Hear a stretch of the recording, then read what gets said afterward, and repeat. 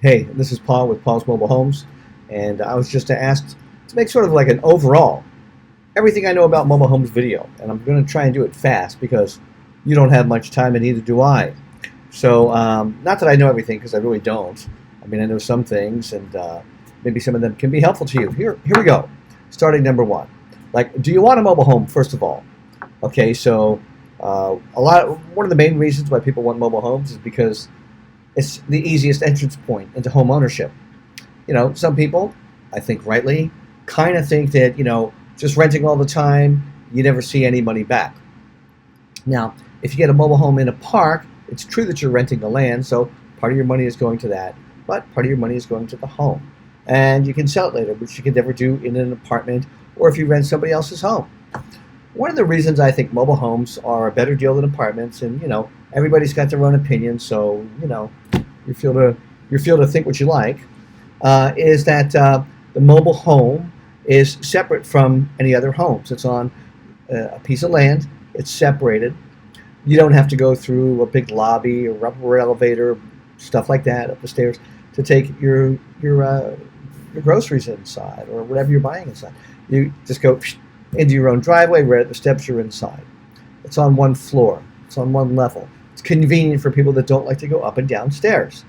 You could also have, they often come with patios and decks, so you have a place you can barbecue or sit outside. They often come with storage sheds, and that people that are new to mobile homes or don't know much about mobile homes, they won't know about the construction, or they'll have heard something and they just don't know. So the truth is that they're constructed very well. If you're familiar with construction at all, there's hammer and nails. That's not what they use in a stick-built home. The wood goes together with a nail. Well, in mobile homes, they use a better technique. It's with screws and glue. That's how they make fine furniture, with screws and glue. And it's also how they make ships, old wooden ships in the old days. They couldn't make them with nails because with all the pitching around in the ocean and stuff like that, all the waving around and stuff, the ship was going to come apart. So with a screw and glue, it gives it a much tighter bond.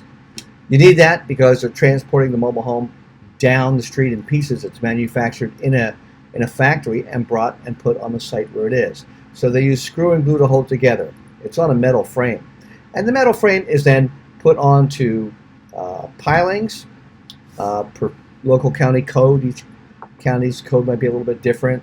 And they also have an item called a hurricane strap.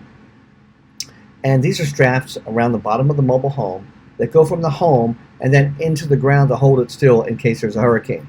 Now, I know that news people are fond of showing, going and finding during a hurricane maybe one mobile home that came off of its hurricane strap, or the hurricane strap was put in 50 years ago and maybe not secure enough anymore. But they don't go blowing all around. This isn't the Wizard of Oz. Houses don't blow around. And in the state of Delaware, I'm sure maybe something has happened sometime, but I personally don't know of mobile homes getting blown off of their foundations or anything like that. They're very, very, very safe. Now, there's different. If you're going to get a mobile home in a park, then great. You have to get approved to be in the park. You have to pay cash for the home, or get approved financing. And there are mobile home lenders. Like, a lot of people don't know that there are mobile home lenders, and they're very willing to do loans on mobile homes. People assume that because banks don't loan on mobile homes, they go to their local bank, and they don't do that. Well, banks are used to what's called real estate. They're not used to mobile homes in parks. So they just gave up on them 50 years ago and said, we'll stay over here in our niche. And a whole slew of companies grew up in the niche of financing mobile homes in parks. And that is what they do. There are some really large nationwide ones as well. And, for more information about that, I know who they are. I know who the big players are on loans for mobile homes. And, when the time comes, if we meet, I can help you find that, right? So, and just in trying to give you information, I just got to, pick the best information that I got. And honestly, my information gets better as I get more and more and more experience, And I've even found more mobile home lenders over the last couple of years, new ways to get mobile home loans. So, I mean, you can just take whatever I'm saying with a grain of salt. It's not always completely the gospel, you know. There's nothing that's like 100% hardcore perfect. But in general, I'm trying to give you the best that I know about mobile homes, how you get those loans, and the advantages of them. I think in terms of having your own place, if you take care of it well, it's got a big advantage over renting. You'll have something to sell at the end of that.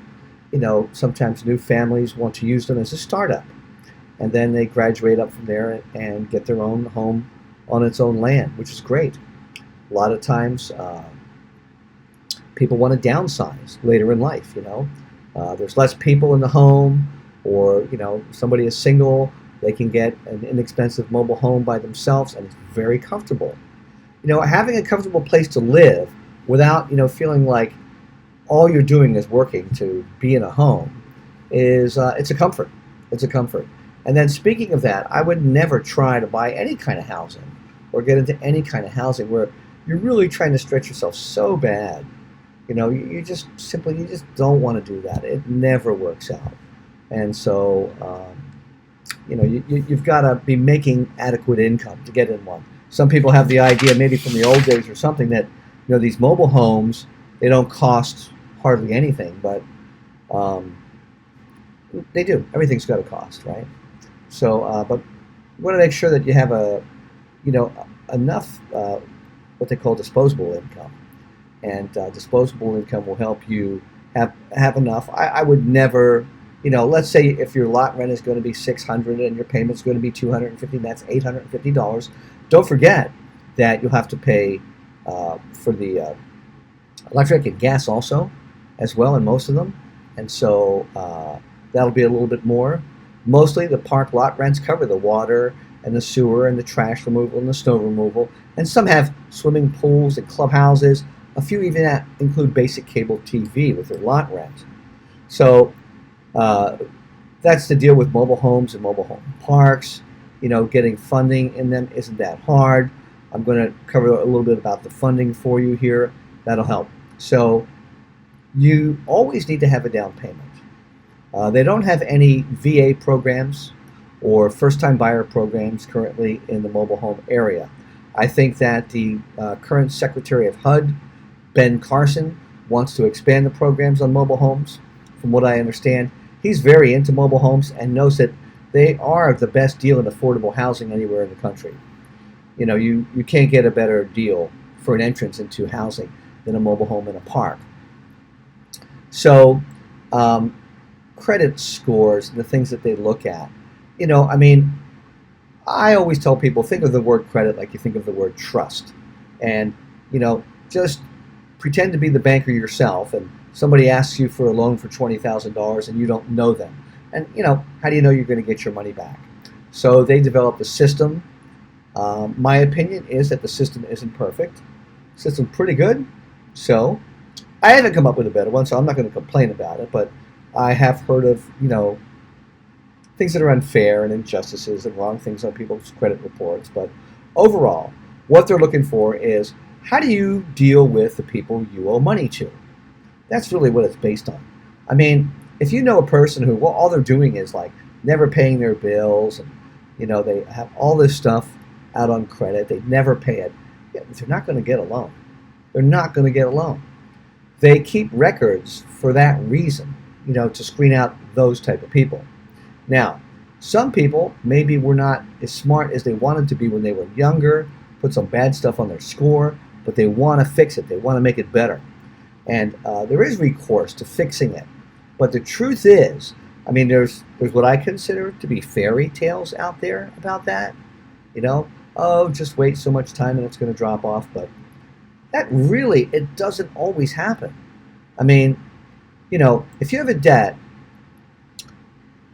the person you owe the money to can sell that debt and get some of the money back.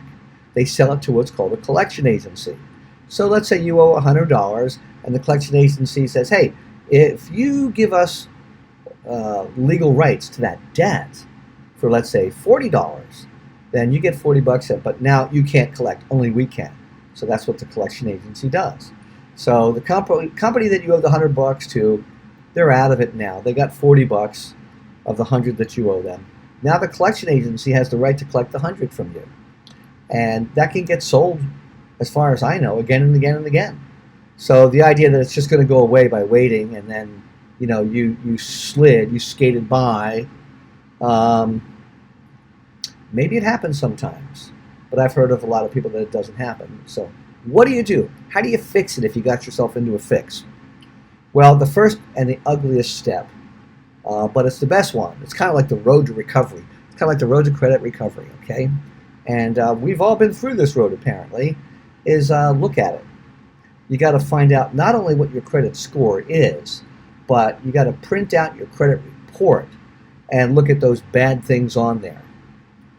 Now, raising your credit score doesn't have to cost you hundreds and hundreds of dollars to do. If you do that, you find out your credit score and you print out your credit report and you see the bad things that are on there, you are so far ahead of the game. It's unbelievable. The big thing, the big one, is those things that are already at a collection agency. Now, collection agencies, they're in a business to make money. They already paid some money to get that debt. So they're going to have to get at least that much money to make a profit of some kind. And I don't know if they could pay, instead of 40 cents on the dollar, maybe they're paying 20 cents on the dollar. I don't know exactly what they do, and probably it varies too, right? So, but you can negotiate with a credit collection agency to pay less than the full amount on that debt and settle it. Let's say it's $100, and let's say they'll settle for 60. Because, maybe they got the debt last week, they paid 40, they got 60, they're kind of happy, this is going to work. Don't think that you're going to, get them down to a ridiculous amount. You're not. You're going to get what you get. And you can only negotiate with them when you have the cash to pay it right then. You're not really going to negotiate down the debt greatly and then pay them $5 a week for 10,000 years. They're smart. They're not stupid. So, you have to have some kind of, real system in place. You can also, if you can't pay it off, if you start making payments consistently, that's going to show that you're fixing your credit, and your credit score will also go up. So those are a couple of things I would recommend. There's the old ace in the hole for fixing up credit score, and it won't fix your things in collections. Those are like a stone pulling you underwater. Those are really important to handle. I don't know a way around those. And if anybody tells you pay them $500 and they'll get you out of those, they're lying to you. So save your $500 and put it towards some of your debt. That's what I would do. Negotiate the debt down. But the other thing is that always raises credit score, and is good for doing that, provided you're not weighted down with a lot of horrible debt, is secured credit card. A secured credit card. Secured means it's collateralized, which is to say the bank's got some of your money to guarantee they're getting paid back. So it works like this.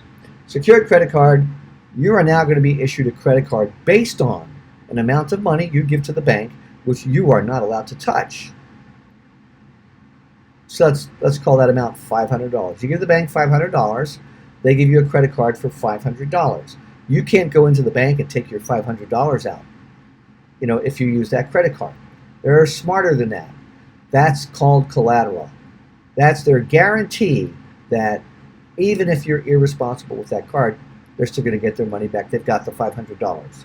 So if you go and use that card smartly, let's say you got a $500 credit card and you don't blow it all on clothes in one day, but you buy gas or you buy groceries and you make your payments monthly routinely, your credit score will go up and up and up and up. And 4 months, 6 months, 10 months later, they will raise your credit limit without you putting more money in that account that you started out with $500. So it's how to raise your credit score. Raising your credit score opens doors for you to buy things, not just mobile homes. I know just about anybody can buy a car at a dealership because, I don't know if you know this, they can repossess the car if you screw up. So they're willing to go pretty low on credit scores and credit histories just because they know they can take the car back. That's it. That's the whole deal with that thing. But you talk about anything else and getting credit outside of cars, and you have to have a better score and a better history, stuff like that, right? So if you do those things, that'll get you in the mobile home. This has already been maybe too long. I don't know how many people went all the way to the end. I don't know how interesting this is to everybody. I don't know how many people would follow along for this much. But I know in getting a mobile home, everything I've told you is pretty important. And hopefully it helped you. And my name is Paul, and I'm with Paul's Mobile Homes.